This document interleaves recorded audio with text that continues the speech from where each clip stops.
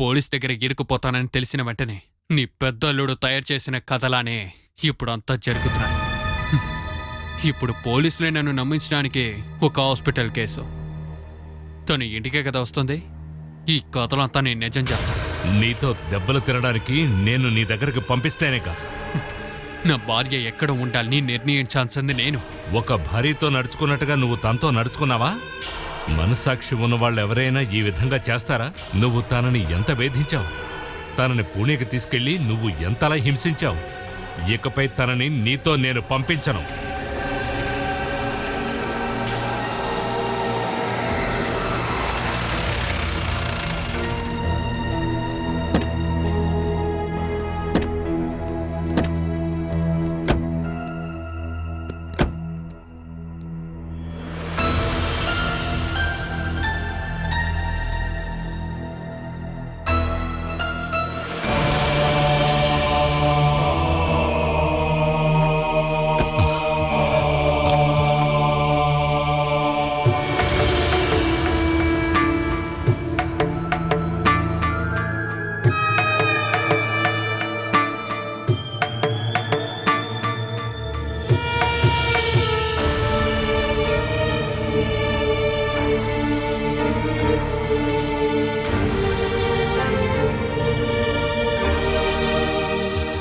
అమ్మా,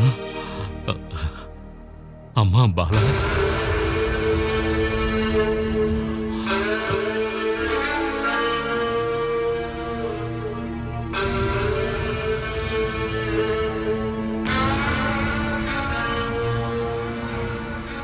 వేణుగోపాల్ రాలేదా? అదిగో తనే.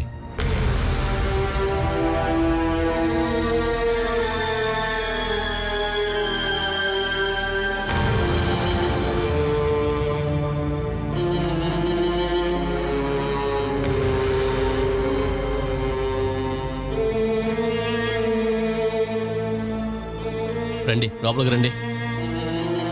రా రామ్మా.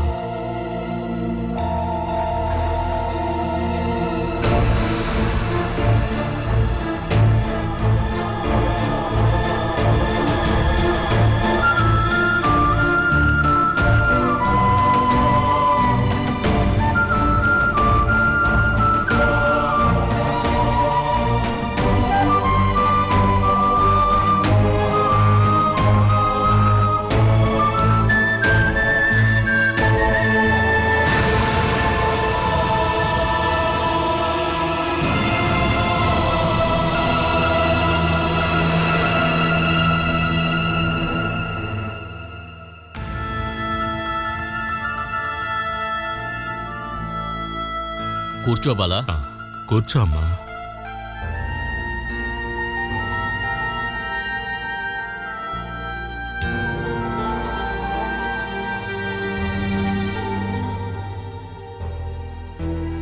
చూడండి జయచంద్ర గారు, మీరు ఇచ్చిన కంప్లైంట్ మేరకు మీ అమ్మాయిని మీ దగ్గరికి తీసుకొచ్చేశాం.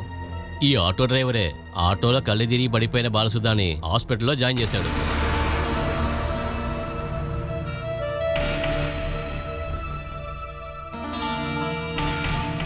ఇన్ని రోజులు ఒక తండ్రిలాగా తనని జాగ్రత్తగా చూసుకున్నాడు. అందుకు ఆయనకి చాలా ఖర్చు అయింది. హాస్పిటల్ బిల్లుతో సహా ఇతనికి మొత్తం చెల్లించాలి. నాకు అవన్నీ ఏం వద్దు సార్.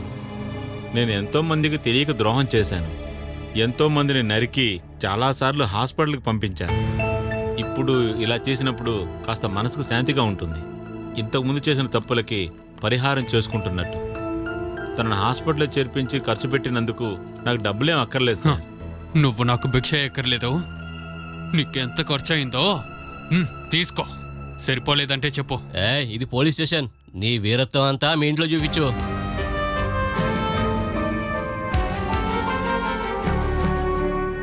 బాబు, ఈ కోపం గిపం లాంటివి డబ్బులు ఆరోగ్యం బాగున్నప్పుడే బయటికి వస్తాయి.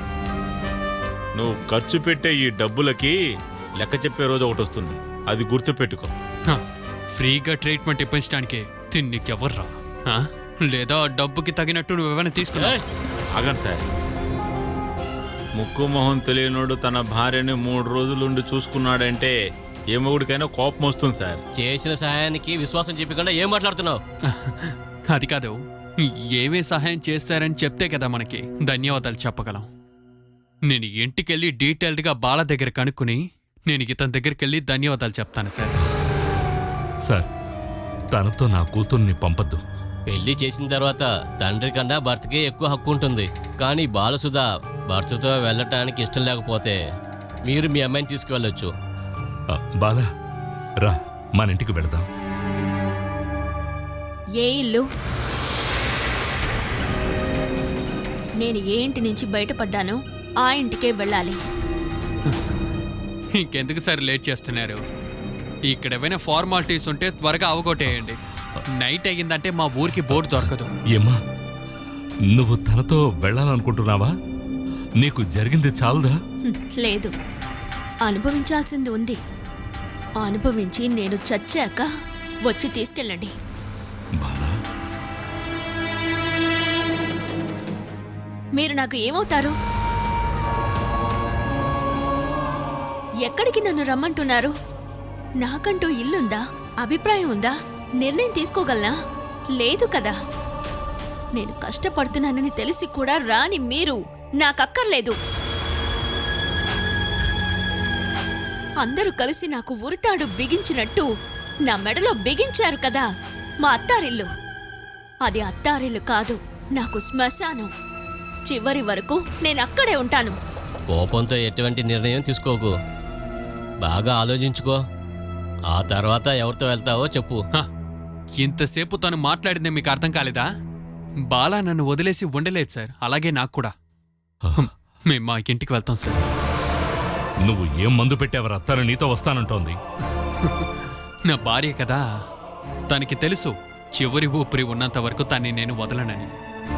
ఎక్కడికెళ్ళినా నేను తనతోనే ఉంటాను. బాలా, నువ్వు తప్పించుకోవడానికి దొరికిన అవకాశం ఇది. మన ఇంటికి వెళ్ళిపోదాం. ఆ తర్వాత ఏ సమస్య వచ్చినా అది నేను చూసుకుంటాను. ఇక నా కోసం ఎవరు ఏ ప్రాబ్లం ఫేస్ చేయక్కర్లేదు. నేను అన్ని తట్టుకుని ఇంత దూరం వచ్చాను. ఇక కొద్ది కాలం నేను నెట్టలేనా ఏమిటి? మీ కళ్ళ ముందే నేను దెబ్బలు తిని తిని చస్తాను. అదే నా రివెంజ్.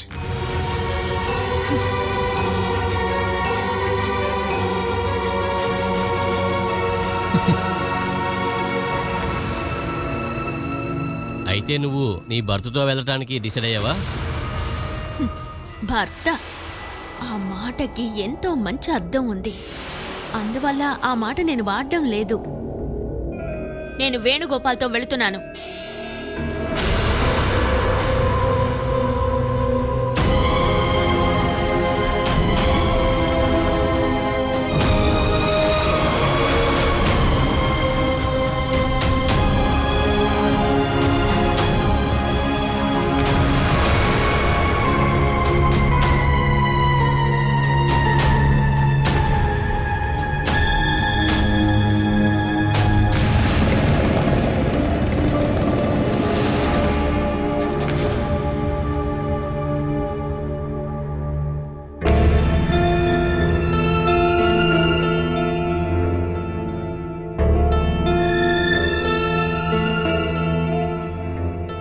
నువ్విలా బాధపడుతూ ఉంటే ప్రయోజనం ఏంటి జయ? నేను ఆయన్ని అనవసరంగా అనుమానించాను. ఇప్పుడు నేను ఆయన ముందుకెళ్ళి నేను ఎలా మొహం చూపించగలనమ్మా?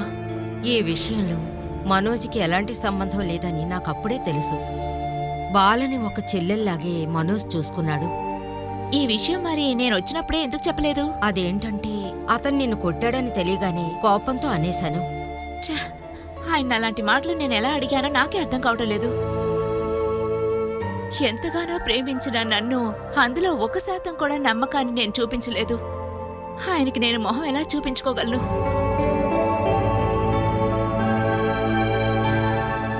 అదే తలుచుకుంటూ భయంతో ఉంటే ఎలా? ఆయన ముందు నిలబడే అర్హత కూడా ఇక నాకు లేదమ్మా. అంత దారుణంగా మాట్లాడాను. కోపంలో అందరూ అలాగే మాట్లాడతారు. అందుకని 1-2 మాట్లాడినందుకు అతను నిన్ను కొట్టడం కరెక్టా? నేనేదైనా తప్పు చేస్తే శిక్షించే హక్కు ఆయనకుంది కదమ్మా. ఇప్పుడు అలా అనిపిస్తోందా? నీ మనసు గాయపరచకూడదని నిన్ను తిరిగి పంపలేదు. ఇప్పుడది మా తప్పా? నేను ఆయన ఎలాగైనా కలవాలి. తప్పు చేసింది నేనేగా. ఆయన కాళ్ళు పట్టుకొని క్షమాపణ అడుగుతాను. నన్ను నా కూతుర్ని తప్పకుండా క్షమిస్తారు. ఇప్పటికిప్పుడు వెళ్ళావంటే ఇతరులకిచ్చే మర్యాద కూడా నీకివ్వరు. నిన్ను కొట్టడం తప్పని అతనికి అనిపించాలి. తర్వాత తనొచ్చే నిన్ను తీసుకెళ్ళాలి. ఒకవేళ రాకపోతే నేను మనోజ్కి ఫోన్ చేస్తాను. ఇప్పుడు ఆయన ఆఫీస్లో ఉండుంటారు. వద్దు, మనోజ్కొద్దు, మీ అత్తగారికి ఫోన్ చేద్దాం. కొంచెం కోపంగా మాట్లాడతాను. ఆవిడ చెప్తే మనోజ్ వింటాడు. కానీ మీరు చెప్తే అత్తయ్య వింటుందా? చెప్పే విధంగా నేను చెప్పి చూస్తాను.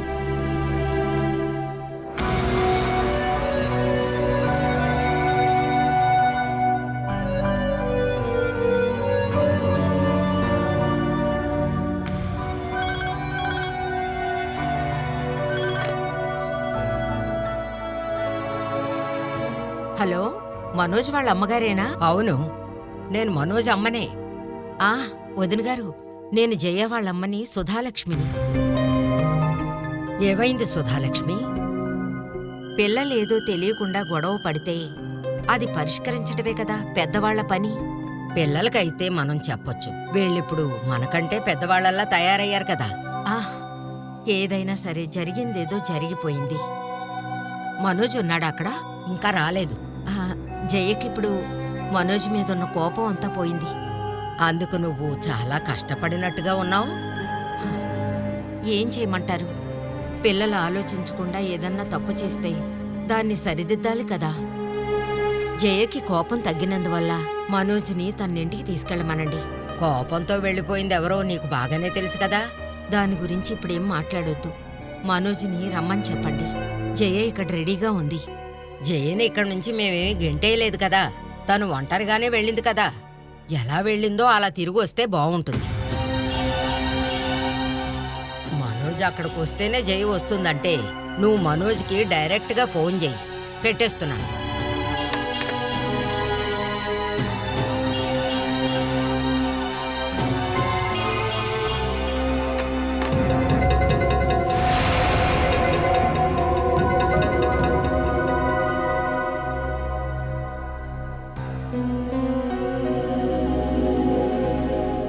అత్తయ్య మాట్లాడిందా? ఉమ్, ఏమన్నారు? గొడవ పెట్టుకొచ్చింది నువ్వే కదా, అందుకని మనోజ్ ఇక్కడికి వచ్చి తీసుకెళ్ళు. ఓ, నిన్నే అక్కడికి రమ్మన్నారు. ఇంకా ఎదురు చూడటంలో ప్రయోజనం లేదు, నేనే వెళ్తాను. అలా అంటే ఎలా? నువ్వు ఒంటరిగానే వస్తావని వాళ్ళకి తెలుసు. అంత అహంకారం ఉండకూడదు. నువ్వింకో 2 రోజులు ఇక్కడే ఉండు. మనోజ్ వస్తాడేమో చూద్దాం. అలా ఎదురు చూస్తూ ఉన్నానంటే ఆయన ఇంకా నాకు దూరం అవుతూనే ఉంటారు. నేనిప్పుడే వెళ్ళిపోతాను. ఇప్పుడు చాలా పొద్దుపోయింది, నువ్వు వెళ్ళడానికి వీల్లేదు. నువ్వు అక్కడికి వెళ్ళాక ఏదన్నా గొడవ పెడితే, అందుకని నాన్నగారితోనూ అజయ్తోనూ మాట్లాడి రేపుదయం వెళ్ళొచ్చు. ఇంకా ఏం మాట్లాడటానుకుంది? నేనిప్పుడే వెళ్ళిపోతాను. అమ్మా జయ, నా మాట విని జయ. నువ్వు అక్కడికి వెళ్ళాక నిన్ను లోపలికి రానివ్వకపోతే రాత్రిపూట ఎక్కడికి వెళ్ళుంటావు?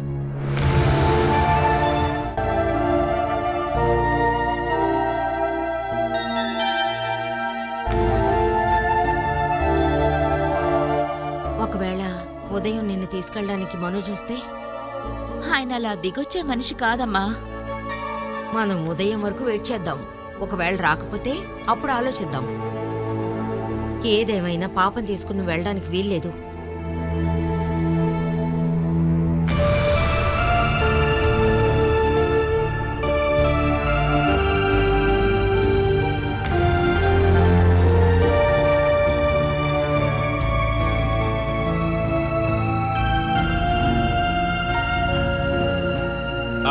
వేణు, నువ్వెందుకు ఒంటరిగా పోలీస్ స్టేషన్కి వెళ్ళావు?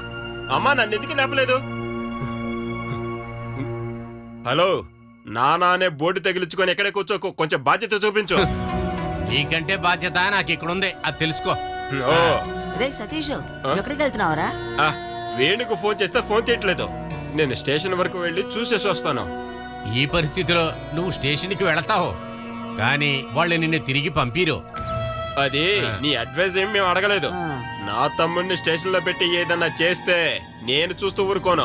నువ్వేం చేస్తావురా? వీడు ఇలాగ అరుస్తూ ఇక్కడే ఉంటాడు, తర్వాత ఎక్కడైనా మందు తీసుకొచ్చుకొని ఇలాగ మత్తులో పడి ఉంటాడు. నానా, నా స్వతంత్రంలో తలదోచుకో. నానని కూడా నేను ఆలోచించను. నువ్వు నాకు తండ్రిగా మర్యాద ఇవ్వని నాకు బాగా తెలుసురా. నీకు అటువంటి ఆలోచనే గనక ఉండుంటే నీ 2 తమ్ముళ్ళు కూడా అదే విధంగా ఆలోచించేవాళ్ళు. అప్పుడు ఈ కుటుంబం ఎప్పుడో బాగుపడేది. ఆ, నిజమేలే. మీ మాట వినుంటే ఎప్పుడో మన ఇల్లు వాకిలు అమ్మేసి రోడ్డుకి ఎక్కుండేవాళ్ళం. అమ్మా, అనవసరంగా ఏంతో ఎందుకు నువ్వు మాట్లాడుతున్నావు? మనం వెంటనే వేణుని రక్షించుకోవాలి. ఆ, దానికి పోలీసులేమి వాడిని అరెస్ట్ చేసి తీసుకెళ్లేదు కదా. బాలా స్టేషన్లో ఉందని తెలిస్తేనే కదా అక్కడికి వెళ్ళాడు. ఛే, అమ్మా, ఈ పోలీసులు అసలు ఏ టైంలో ఏం చేస్తారో మీకేం తెలీదు. బాలా దొరికిందని ఒక ఫేక్ న్యూస్ ని క్రియేట్ చేసి వేణుని స్టేషన్ కి పిలిపించి అక్కడే అరెస్ట్ చేస్తే అందుకు వేణుని ఎందుకు అరెస్ట్ చేస్తారు? తాను వెళ్ళిపోయినప్పుడు వాడిక్కడ లేడు కదా. ఇదంతా ప్లానింగ్ అని వాళ్ళు చెప్తారు. ఛే, వెళ్ళేటప్పుడు నాకు ఒక మాట చెప్పేసి వెళ్ళొచ్చు కదా. ఆ, అందుకు నువ్వు స్పృహలో ఉండాలి కదా. వాడితో పాటు స్టేషన్కి వెళ్ళరా అని నిన్ను ఎన్నిసార్లు పిలిచాం. హ్మ్. తాగి నోటికొచ్చినట్టుగా చండాలపు మాటలు మాట్లాడావు. ఆ, అయ్యో, నేను తప్పుగా మాట్లాడానా? నువ్వు అన్నది ఆ బిల్డింగ్ మేస్త్రిని, ఆ, కానీ చెప్పింది నాతోనే కదా. సారీ అమ్మా. అమ్మా, అదంతా మర్చిపోండి. అది ఉంది, మేస్త్రిని నేనే పిలిపిస్తాను. అదేరా మంచిది. ఆ. అలా చేసేటప్పుడు ఆ మేస్త్రిని మళ్ళీ పిలవటానికి ఛాన్స్ దొరుకుతుంది కదా. అమ్మా, టైం వేస్ట్ చేయడానికి లేదు. డబ్బులుంటే ఇవ్వు, వేణు నేను జామీన్ మీద తీసుకొని వస్తాను. జామీన్లోనా? ఆయన వేణుని అరెస్ట్ చేశారని ఇది ఎవరు చెప్పారు? ఆ, నాకు తెలుసు, అరెస్ట్ చేస్తారు. వేణు టార్చర్ తట్టుకోలేక ఇంట్లో నుంచి వెళ్ళిపోయానని బాలా ఖచ్చితంగా చెప్పేసి ఉంటుంది. ఒకవేళ అలాంటి కంప్లైంట్ ఇచ్చుంటే తన ఇంట్లోంచి బయటికి వెళ్ళుండేది కాదు. తను ఇక్కడే పడి చచ్చుండేది. అది చూడటానికి మన ఇద్దరే ఇక్కడ ఉంటేనే కదా. మనం ఎక్కడికి వెళ్తాం? ఛీ, మీరు జైలుకి వెళ్లే దారి మీరే తవ్వుకున్నారు కదరా. చూడటానికి పిచ్చోళ్ళం ఉన్నా అన్నీ అర్థం అవుతున్నాయి. విషయాలన్నీ తెలుసుకోనేరా మూసుకొని కూర్చున్నాను. అమ్మ, కొంచెం ఇలారా రా. గొడవ పెట్టుకుని వెళ్ళిన బాలాన్ని తీసుకొచ్చింది, పూణేకి తీసుకువెళ్లే ప్లాన్ వేసింది. అక్కడికి వెళ్ళిన తర్వాత తన కడుపులో ఉన్న బిడ్డని అబార్షన్ చేయించింది. అంతా మనం వేసిన ప్లానే కదమ్మా. ఆ ప్లాన్ ప్రకారం బాలాన్ని తీసుకెళ్ళటానికి సపోర్ట్ చేసినందుకు నన్ను సుమేష్ ని లోపలేస్తారు. అన్ని ప్లాన్లు వేసింది నువ్వే కాబట్టి నువ్వు కూడా లోపలికి వెళ్ళిపోతావు. ఒక తప్పు చేయటం కోసం చాలా రోజుల ముందే ప్లాన్ వేసి దాన్ని సక్సెస్ చేసిన వేణుకి తక్కువలో తక్కువ 10 ఏళ్ళైనా సరే జైలు శిక్ష పడుతుంది. నువ్వెందుకురా ఏదేదో చెప్పి నన్ను టెన్షన్ పెడుతున్నావు? ఛీ, అమ్మ, ఆ టెన్షన్ తగ్గడం కోసమే పోలీసు వాళ్ళకు డబ్బులు ఇచ్చి ఆ కేసుని డైవర్ట్ చేయడం కోసమే డబ్బులు అడిగాను. అన్నిటికీ తాళాలేసి పెట్టుకొని చివరాఖరికి ఆ పెట్టె పోలీసులు తీసుకెళ్లిన తర్వాత చేతులు విరిస్తే ఏ లాభం లేదు. వేణుని అరెస్ట్ చేస్తే మనందరం లోపలికి వెళ్తాం. హలో, దానికి నువ్వు నోరు తెరిచి సంతోషపడనక్కర్లేదు. నిన్ను ఇంట్లో పెట్టేసి తగలబెట్టేసి తర్వాత మేము జైలుకి వెళ్ళిపోతాం. రే, అలా చూడరా నువ్వు.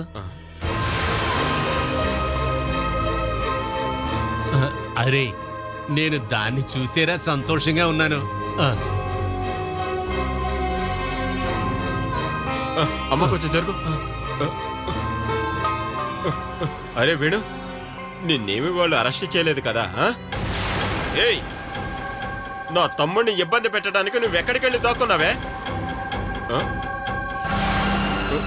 ఎరా వేణు తమ్ముడు, అది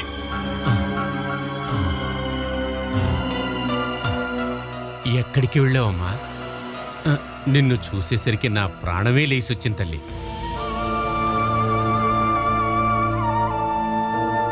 నువ్వు ప్రాణాలతో తిరిగి రావాలని నేను మొక్కుకొని దేవుడే లేడమ్మా. రామ్మా. ఏయ్, ఆగవే. నువ్వు మమ్మల్ని తలదించుకునేలా చేసి నువ్వు ఎవరితో తిరగడానికి వెళ్ళావే? అది మీ అబ్బాయిని అడగండి.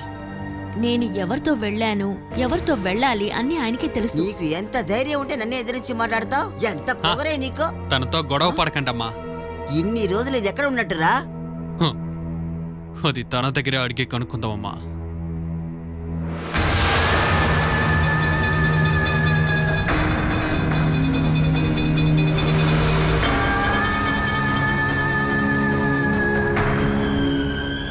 పోలీసులు చెప్పిన కథంతా నేను అలాగే నమ్మేశానని నువ్వు అనుకున్నావా?